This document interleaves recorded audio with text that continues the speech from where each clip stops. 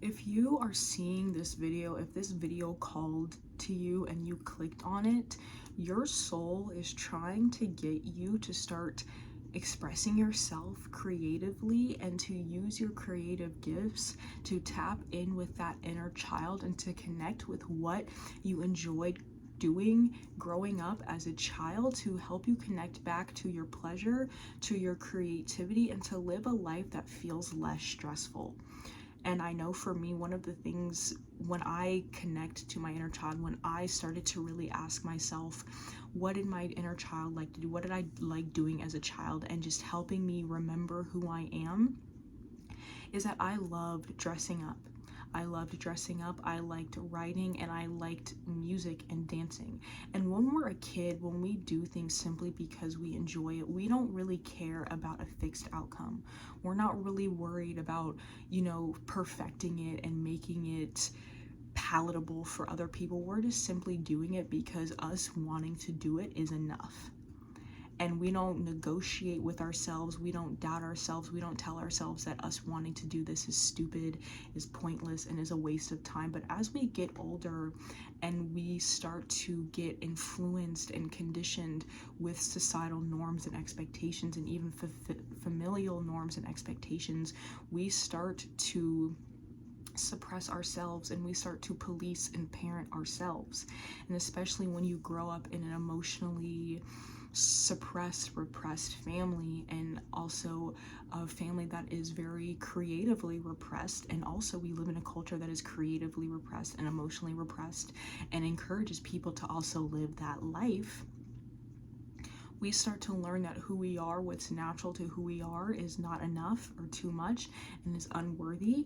And in order to be safe or to live a normal life, we have to go with the status quo of going to school, going to college, working a regular, normal 9-to-5 office job, starting a family. And the thing is, there's nothing inherently wrong with those things, but not everybody is meant to live that life. And I know for me, I have felt so much shame and unworthiness around not having or achieving or reaching the milestones that my peers reach at this age. Because when you get out of high school, you're taught that you go to college and you do all of these things, right? And I know from my own personal experience, my family, my mom and my grandma, have shamed me and has told me to get my shit together. My mom has compared me to my peers and where they're at in their life versus where I'm at in my life. And I have taken on that shame and that guilt, and feeling like who I am as I am right now is not worthy. And I find myself chasing my worthiness and through earning love through achieving. And there are days when I wake up constantly feeling overwhelmed and bombarded by this mental checklist of everything that I feel like I need to do and need to get done, things that I want to do and want to get done.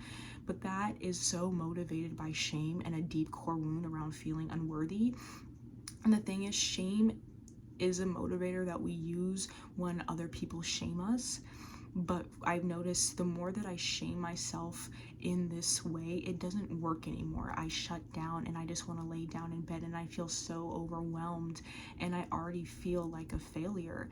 And my life is not conventional by any means. I have felt shame because I have not achieved the milestones that I think I'm supposed to achieve at the age that I am now, and I'm 22.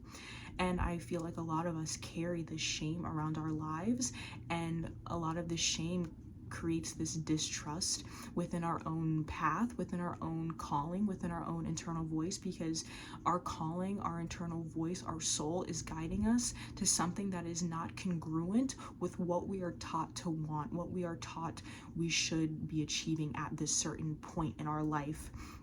It is not congruent with societal conditionings, standards, and expectations.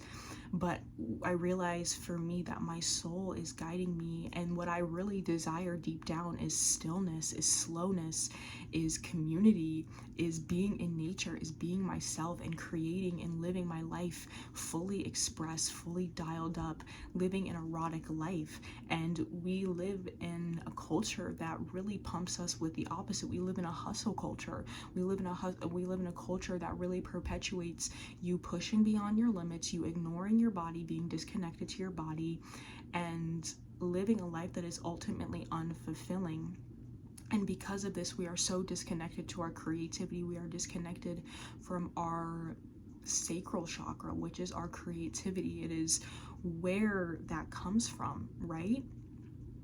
And this ultimately leads to a very stressful life, and we are constantly running towards achieving as a means to fulfill us, to fill that void, where creativity and our authentic self-expression would actually fill that void.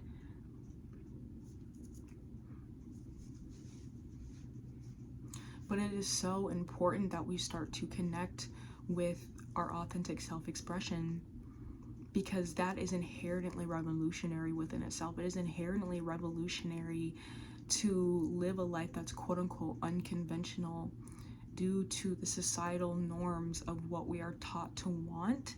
And the thing is, when we really sit with what we want and what we don't want, a lot of us do not want the lives that we have kind of gone along with because people have chosen those lives for us.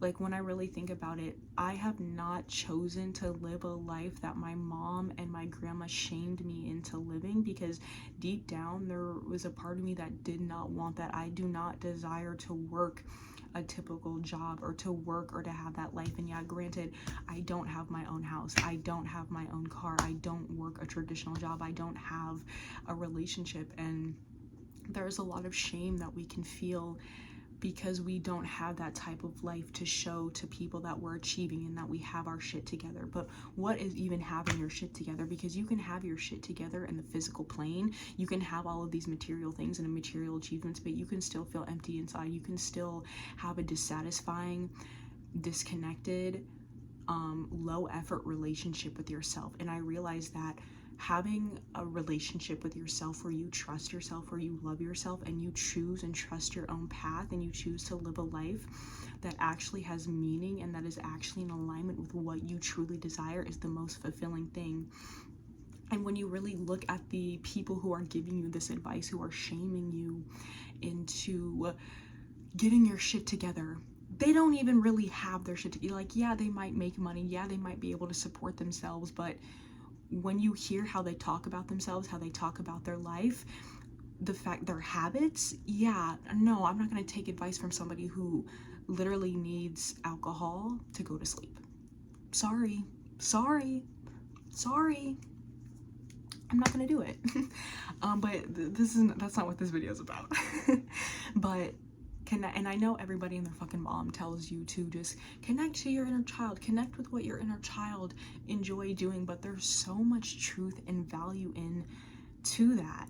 But it's so hard to do that and to actually do that on a daily basis, because so many of us have convinced ourselves that choosing pleasure, choosing things that we enjoy doing, is a waste of time and is stupid. And we're afraid that if we choose pleasure, that we're being irresponsible and we're going to fall further behind than what we already think we are.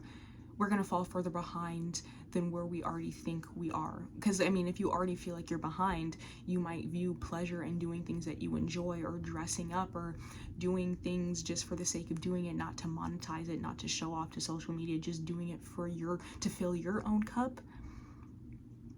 You're afraid of falling behind because there's already a level to you that feels like who you are is not enough, that you are already behind in life, and you are constantly playing this game of catch up. But the thing is, when you already believe that who you are inherently is unworthy, that goalpost on when we are able to be worthy and to love and accept ourselves is constantly moving.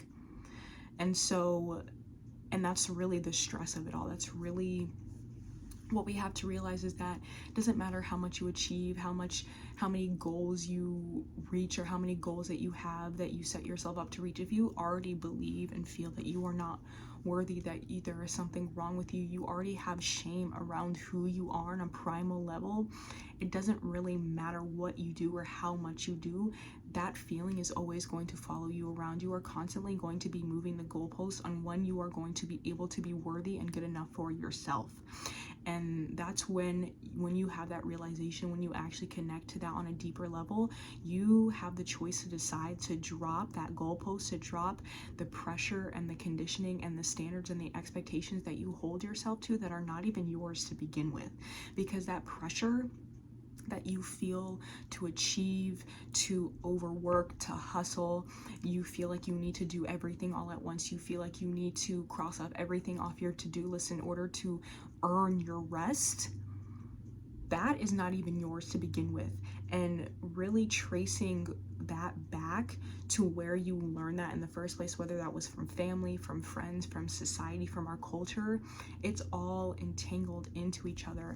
And when you really start to come to terms with the fact that a lot of this pressure that we put on ourselves, a lot of these voices that we have internalized is not even our own, we can start to give that back to who we picked it up from.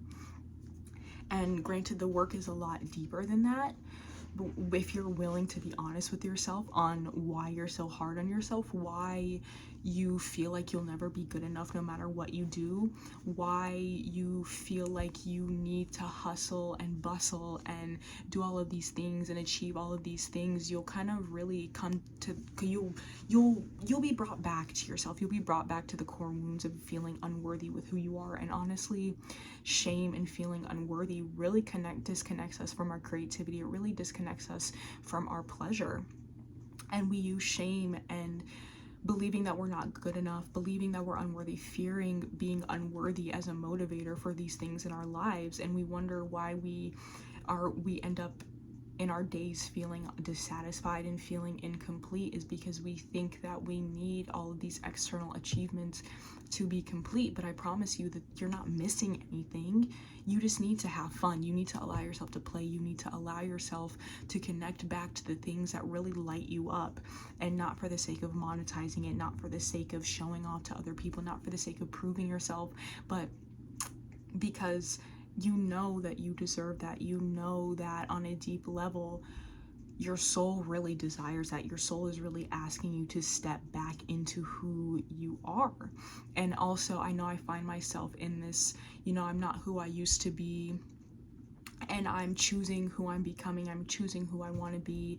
And there are moments when I ask myself, who am I? And I feel like I'm not doing enough, or I'm not being myself more. And the thing is, like, also who we truly are is sometimes the version of us when nobody's home, when nobody's watching, when we're not recording ourselves. And it's that silly, goofy version of us, talking crazy, singing loudly, dancing with in our underwear or naked as hell, like in our birthday suit. Like, that's who you are. The version of you, who you are, is the version of you that is unfiltered, that is raw.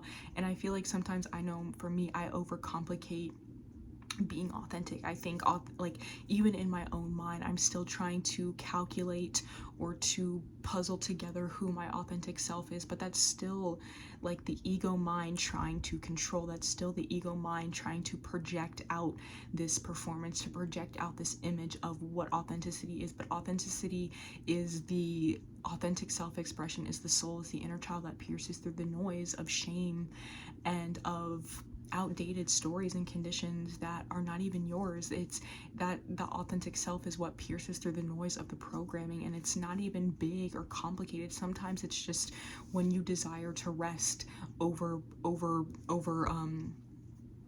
productivity. It's the part of you that wants to dress up and that wants to do your makeup and that wants to dance and to listen to music. And the freedom that we are looking for when we are chasing that outside of us, that freedom lies within our self-expression. That freedom lies within being able to give ourselves permission to fully be ourselves and to allow our soul to fully express what it wants. And what your soul wants and how it wants to express itself is unique for everybody. That's something that you have to do the work on, meeting yourself deeply, on choosing to dedicate time every day into exploring the depths of who you are and getting to know who you are on a deep level, because so much of who we are has been clouded by external noise, has been clouded by other people's voices. So many of us are living our lives based on what other people have decided for us, based on the voices of other people, because we're afraid of being rejected, because we learn that when we are ourselves, who we are is unworthy, and we're afraid of being rejected, we're afraid of being abandoned, we're afraid of being mocked and made fun of, and all of these things, because at one point in your life that did happen. Or maybe you saw other people being authentic and expressing themselves in a way that makes them feel good, and you see other people being just jealous, hating ass bitches. And the thing is, when people are hating on you or hating on other people for being yourself, for being themselves, when they express themselves for who they truly are, those people judge themselves too. Those people judge themselves. Those people keep themselves in a box. But because we see when other people are themselves, we internalize, okay, so when I'm myself, other people are going to react to me that way. Other people are going to make fun of me. Other people are going to laugh to their friends and make fun of me and say things that I probably won't even never know, but that's not safe. I'm going to be rejected. I'm going to be kicked out of the tribe. I'm going to be isolated from community. And the thing is, that's not true. I mean, obviously that's one example. And the thing is, it's not even that it's not true. And the thing is, it's not about controlling other people's reactions to you. It's learning how to build a strong enough sense of self-worth, and sense of identity, and being rooted in knowing who you are so unapologetically that even when people do reject you, even when people do mock and make fun of you, you stand firm in who you are, because you know you are living your best life. You know that you are not living to the confines and the limitations of other people's limitations. And that is a part of the soul journey. That is, and for me, I'm a Leo rising. So if you fuck with astrology lore, if you are a Leo rising yourself, you know we Leo risings have a lot of deep wounds around worthiness and self-expression. And I also have a Leo stellium in my first house. I have my sun, Jupiter, and Venus there. So a lot of my life has led me back to myself and my self-expression, and having an identity that is so rooted in knowing who I am and having a strong sense of who I am. And I feel like now more than ever, and I know it's only up from here, I feel that so deeply. And also with Aries, with all of this Aries energy and this new moon in Aries that we are having, I think today, because it's the 17th, and just it's all of this energy has really been supporting me and maybe other people who resonate with this, other people who are Leo risings, in being themselves so unapologetically, and not letting the wounds and the voices of the past pull us down from shining. And learning how to validate yourself from within, learning how to approve of yourself even if other people don't approve of you. Learning to accept your own path even if other people don't understand it, even if your path isn't like everybody else's.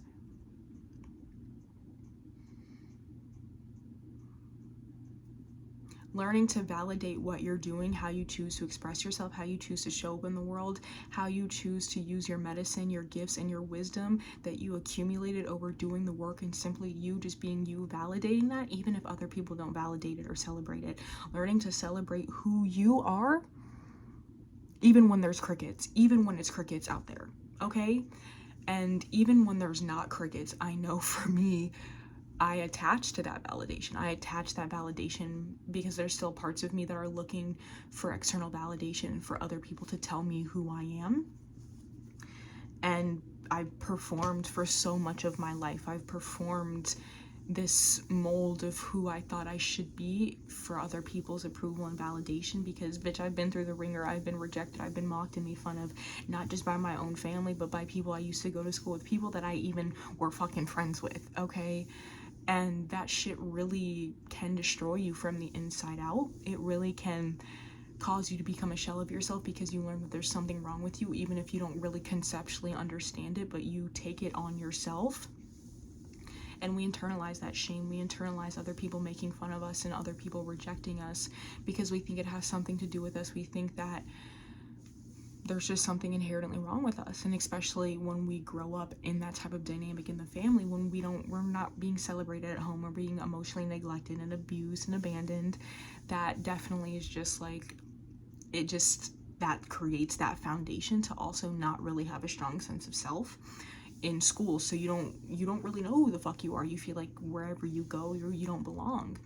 And so a lot of us, including myself, spend our whole lives being whoever we want to be. We have this mutable energy about us where we adapt and we shut parts of ourselves off, and then we project certain parts of ourselves, and we associate being accepted and being loved with overgiving and making other people comfortable and shrinking ourselves down. And when we shine and we take up space, and if we make other people uncomfortable, that's not safe. But you know, when we connect back to that inner child and we allow what our inner child loves and enjoys, we allow the truth of our soul, the internal universe inside of us, pierce through the noise of those fears and that shame, we can start to just do it because we simply want to, and allow the fact that we simply want to. And that's how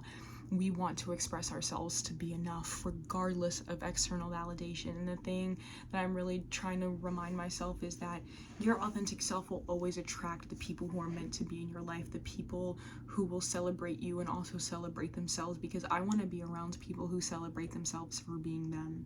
I want to celebrate myself for being myself. You know, I am not conventional. I am not meant to live a life that just mirrors and mimics societal norms and expectations. That's just not within the cards for me. And I have chosen a different path for myself. I choose to trust my path. I choose to trust that my path is not meant to look like everybody else's. It's not meant to be, you know, what other people think it should be. Like, that's overrated. It's fucking boring. My life is so fucking boring when I feel this deep shame and I am constantly trying to achieve, and I'm not prioritizing pleasure or self-expression and creativity, and I'm just only focused on achieving and thinking about all the things that I want to get done, and I don't even get it fucking done, you know. And this is also where like oxytocin and doing things that will help you release oxytocin, like, you know, havening and stuff like that, like there's so much that we can learn about this. And it's not just about hustle and bustle all the time. It's not about achieving and monetizing. It's just about self-expression. It's just about doing that.